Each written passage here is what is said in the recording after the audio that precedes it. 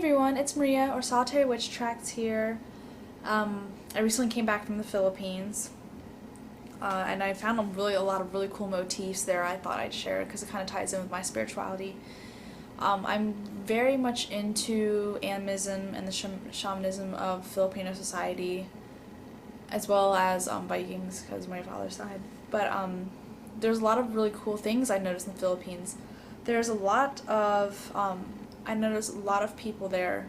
Majority of the people there have a close connection with the earth, in the sense that it's very agricultural there, very agricultural farmland. People rely on the earth for their resources because it's very expensive for them to import things from other countries, and so they rely on their own produce and things like that. And so I noticed a lot of people have a really strong connection to the earth. There's a lot of eco movements going on there, like posted publicly everywhere in malls and government buildings and things like that, where it's like, let's do eco-friendly tourism, eco-friendly farming and things like that, as well as roots.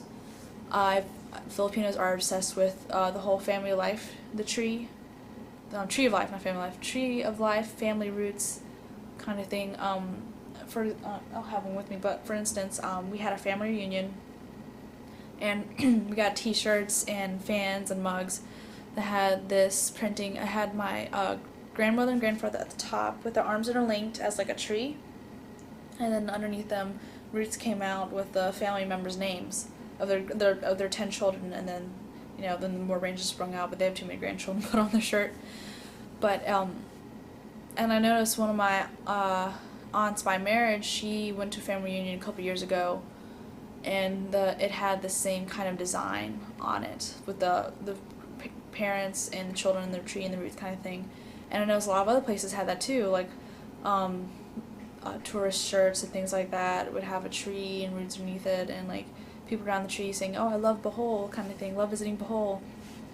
And so it made me realize how much of a strong image that is for the Filipino people, and how they really strongly connect to their roots and their family tree and to the earth. The fact that they're using an element of the earth, a tree, to represent their family and their family ties. And it really made me realize they have a very strong sense of interconnectedness on those islands.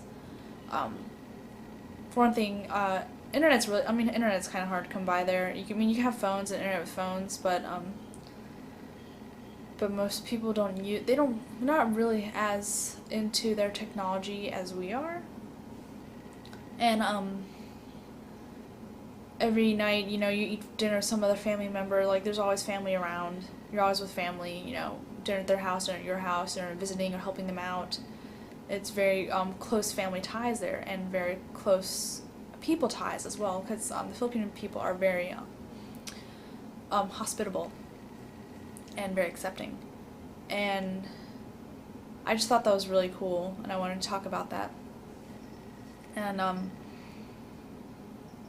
how these views, though, they're not pagan. They're, well, at least not the non-indigenous groups are not pagan. They're primarily Catholic and Christian, with some Muslim in there as well. But they still nonetheless have these close ties, and I think it's because of their close relationship to the land and how much they rely on the land. They have to rely on each other as well, because it's not as developed as other countries.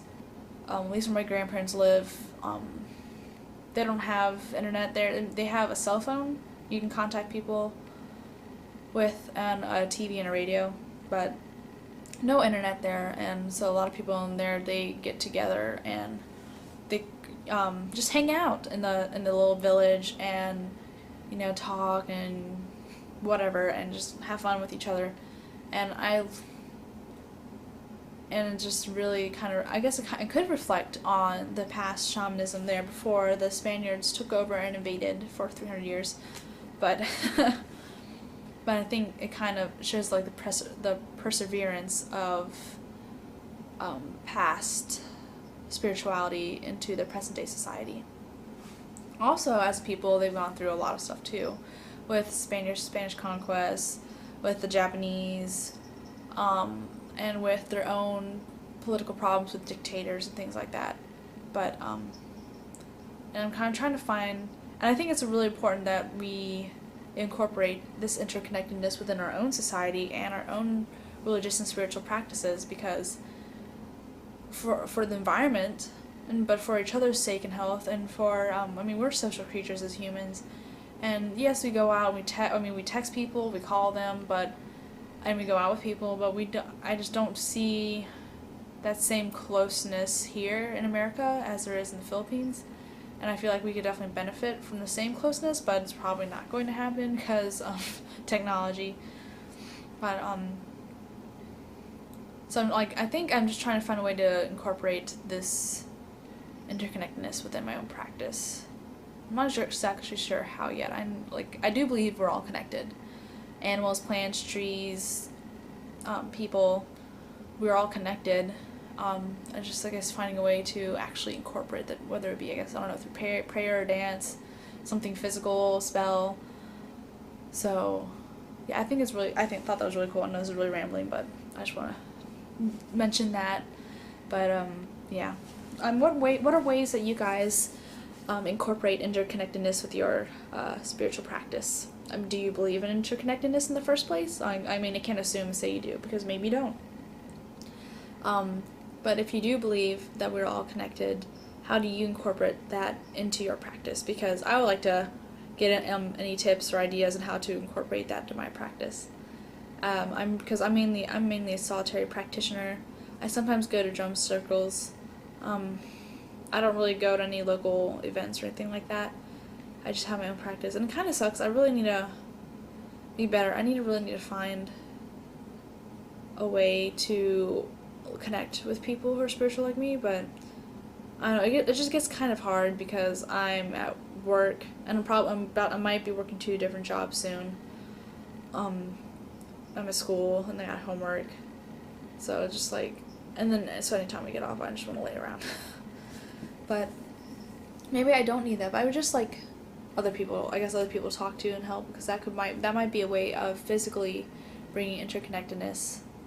So we'll see what happens, but thank you guys for watching. I love any tips or ideas or information you guys can give me on how to incorporate interconnectedness into my practice or your practice. That'd be awesome. Thank you guys for watching. I love you. Blessed be and namaste. Oh, there's my cat. Look at her. Okay, watch her look like, oh, she's so big.